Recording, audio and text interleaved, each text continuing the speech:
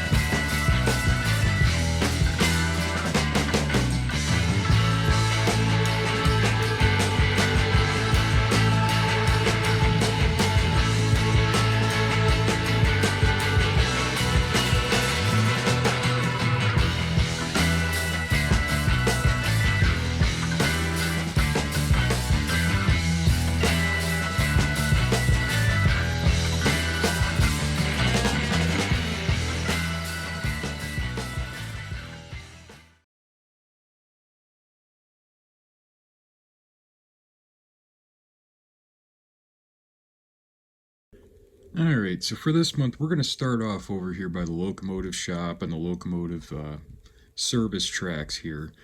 And I know I mentioned over the last few months, one of my things I wanted to kind of do this year was I kind of wanted to rotate out some locomotives and try to get some new stuff out and maybe bring out some stuff that hasn't been out in a while. So really over the last month, one of the big things I've been doing is kind of picking locomotives that I've had out in the layout for at least a year or so, or maybe longer, and ones that have been in a number of videos that I'd like to kind of change out for something different. I've been putting them away, actually putting them back in their boxes and kind of thinning out the whole area over here, because usually we have we got locomotives all in here and just every track is completely stuffed, and as cool as that looks, it's not really prototypical. And then also, I can't run all those at once, so I've kind of been rotating out some stuff just to kind of make room. I kind of want to build a few more locomotives this year, and I want to have room for them to run them, so to have room, you got to make room.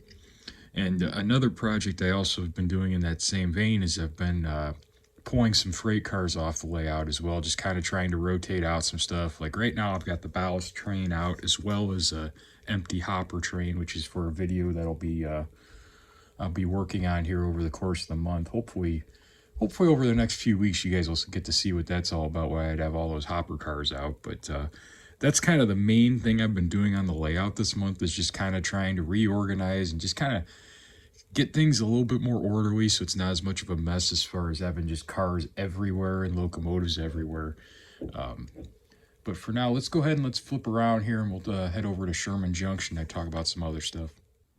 All right, so now we're over here at Sherman Junction, and I haven't really done much over here since I finished the scenery work. One of the reasons being is I've just been kind of burnt out on doing scenery. I've pretty much been working on redoing and doing different scenery work since almost November now, so I just wanted to take a little bit of time off from doing that and just kind of enjoy running trains for a change. One thing I wanted to do is I actually picked up I can't find, oh, here they are. I picked up some more of these figures here from Walther Scene Master here, and I'd like to have more people on the layout. I have a handful of little figures and stuff around, and like this fellow over here that keeps falling over. But part of the problem I run into, and I'm sure I'm not the only one with this, is trying to get the people to stand up. What I was thinking about doing, if I can get that to focus in there, is trying to like drill a little hole in the bottom of his foot and putting like a, oh gosh, like a little metal rod or something down there, so that way I could stick him down into the layout as opposed to trying to make him stand up. Because as you guys can see back here in the back, Big Mike keeps falling over too, you know. So you guys comment down below what's the best way to do something like that. Like, is it best to just do that and put a little metal rod in the bottom or something to get the figures to stand up? I know there's like a little like goopy glue kind of stuff you can use. I kind of want to stay away from that if I can. I'd rather put like a, you know, put something in that'll be a little more stout that I don't have to worry about that, like the scenery material sticking to and all that. So you guys tell me what you think and what you use on your layout, so that way I kind of have an idea on what to go with there. And then another project I've been up to this month, this one's not quite done yet, but I'm sure some of you will remember I did these gondola builds last year where the sides are all bowed out and all that. And I really, really liked how these cars turned out, except for the fact that they're way too light. And my solution for that is, it's kind of cheesy, it's kind of cheap looking, but I got these straws, like literal drinking straws. And what I did was I actually filled them up with BBs, or at least some of them, to try and add some weight to the cars. Now, these obviously aren't done. I just got these, you know, just painted brown and over here on the layout just to see if they would help with my issues with these cars being too light. I haven't gotten a chance to test them yet, but that was just a kind of my easy fix for the time being, because I know as soon if I put a bunch of work into these, somebody's going to come out with a really, really good looking 65-foot gondola load that'll, you know, have good weight to it and be awesome looking, and all the work will be for nothing. So kind of trying to keep these simple, because at the end of the day, you're only going to see like the side profile of the load anyway. I'm not too concerned about them looking 100%. Should these work out good, I'll probably go ahead and add some more like of a rusty color to them and come back and paint the strapping there just to kind of finish them up a bit. But for now, it's the way they're going to be until I get done testing them and get all that done. But that's pretty much going to wrap up what's been done on the layout this month. As I said, I really didn't get a lot done over here. I've actually just been running trains for a change, you know, trying to enjoy the hard work I've put in over here. So let's head over to the workbench and see some of the cool projects I've been up to over there. All right, so over here at the workbench, we're going to start off a little bit slow here. This is something I'm just getting going on here, is these Quebec and New England boxcars. I know back when I got these in, I kind of mentioned what my game plan was, but now that we're actually starting on, I want to go ahead and show it off. And I want to bring these cars into the late 90s. As delivered is what they are now, which will be a 3 of 73. So for the first car here that I'm showing, I added the little wheel inspection dot on it, because it would have gotten that in the late 70s. And other than that, this one I got a clear coat, and then I'm going to start weathering it. This car's going to get faded and beat up really good. It's really going to be showing its age by the late 90s. So this will be a cool looking car. Also because the Q&E doesn't really have stuff weathered. So it'd be kind of neat to see some faded out Q&E equipment for a change.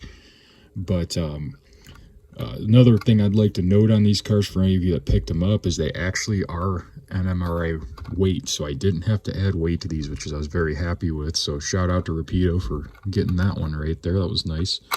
And then this top car here, it's going to be kind of hard to see, but I went ahead and, let me see if I can focus in. I went ahead and I covered up the capacity data, and then I went ahead and removed the old style loop plate and put a fresh one on. And I also got rid of the ACI label.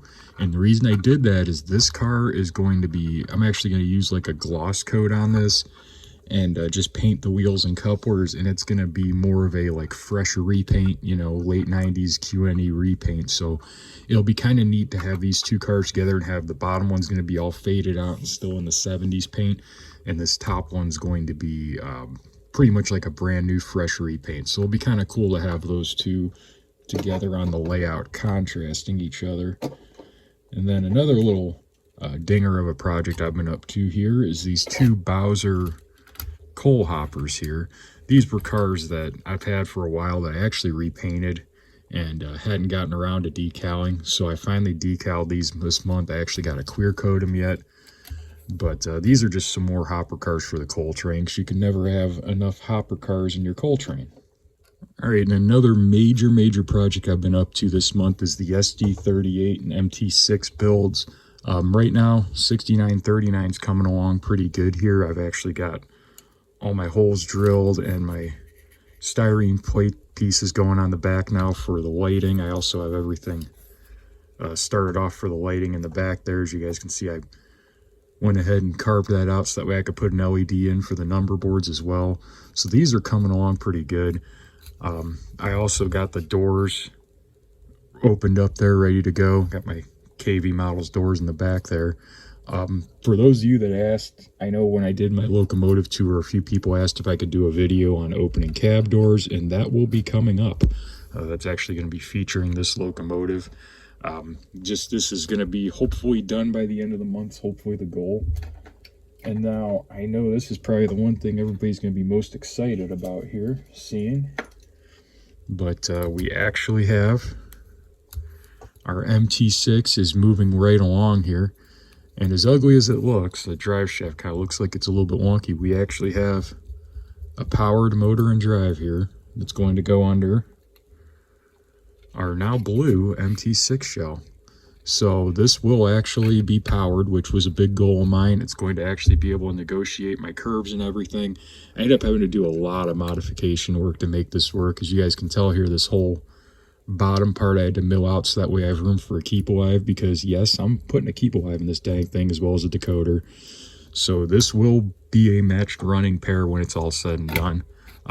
I mentioned there will be a build video on this. Look for that around June. Sometime in June probably will be by the time I get it edited and put together. But just a lot of detail work here went into this, and I still got to go back through and I got to do all the black painting yet and all that, and hopefully start putting lights in this weekend. But I had to actually modify the steps here to be able to clear the trucks. But when you look at prototype photos, Conrail did that as well. And of course, the handrails are from KV models. They're stanchions with the phosphor bronze wire. So that's pretty cool. And then, where is it at here? The other thing I've been working on is, because I'm a glutton for punishment here, I actually have an MT4 shell I'm working on as well. So the MT4 will be going with, where is it? The other SD38 from the last run, the 6953. That'll be MT4, I believe it'll be number 1018 will be it. So that's kind of been the hassle this month, is I'm doing essentially two of the exact same project at the same time. And the 6939 I'm a little bit farther ahead on, but it's taking longer to do everything because I am filming it all for videos and to show you guys how to do it and do all that fun stuff. So it's been a lot of work this month. I'm doing a lot of the same thing twice, but little by little we're getting there. My goal is to have the MT6 and the SD38 done by the next layout video. Is that going to happen? I don't know, but I hope so, because that's going to give me a month now to get that done. But if all goes well, we should get there. So as always, guys, I want to thank everybody for watching, for liking, commenting, subscribing. Just appreciate all you guys out there, and I hope you guys have a good month on your model railroads and you get a lot done. And if anything, I will say, if you don't get as much done as you want to, it's fine, because I mean, that's just the way it goes. The most important thing about this hobby is to have fun and do what you enjoy, and just enjoy what you're doing. It's not about how much you do as much as how much you enjoy what you're doing. So as always, guys, I'm Conrail Steve. Thanks for watching, and I'll see you in the next video.